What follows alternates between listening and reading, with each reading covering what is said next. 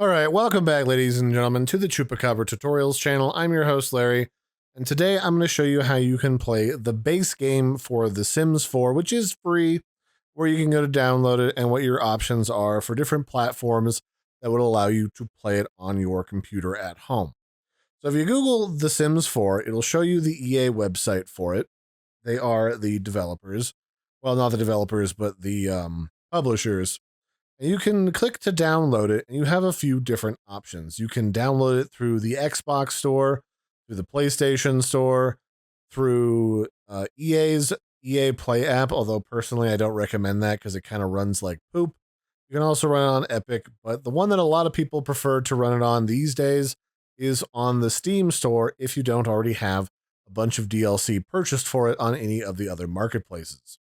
So if you need to run it on the Steam store, you're going to want to go and grab Steam itself if you're not already familiar with it. Steam is just a storefront slash launcher for all of your games that allows you to download and buy different games and play them on your computer. And it's very versatile, and it is pretty much the #1 platform for PC gaming in 2026. If that changes, I'll recommend a different platform, but for right now, this is the one that most people are comfortable with. Once you've got that, you can sign in or sign up over here at the top of the page if you don't already have it. Once you've got Steam downloaded and installed, you can just find your way over to the store page. From here, you can look up The Sims 4.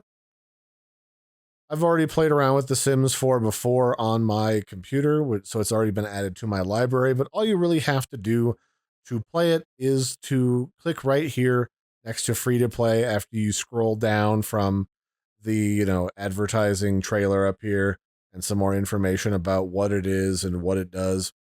You can click on play game, which will bring open a little pop-up that'll ask you where you want to install it. I have two options because I've set up two spaces on my computer to install games. I'll install this one in my space drive because I have more space available, and then I will click install.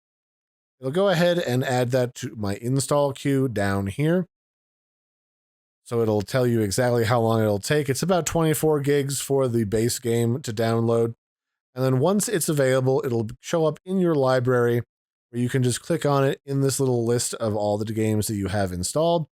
And then once it's ready, you can just click play. Obviously, this game is still downloading, so I can't currently play it, although I can pause it right now. But if it was available to play, it would be like any one of these other games. You could just click play, and then it will launch itself automatically, and then you can start enjoying all of the different fun things that The Sims 4 has to offer. So that'd be it for this one, ladies and gentlemen. This has been how you install and play The Sims 4 on PC. I hope you found this helpful. I've been your host, Larry. Don't forget to like and subscribe, and I'll catch you next time. Bye, everybody, and have a good one.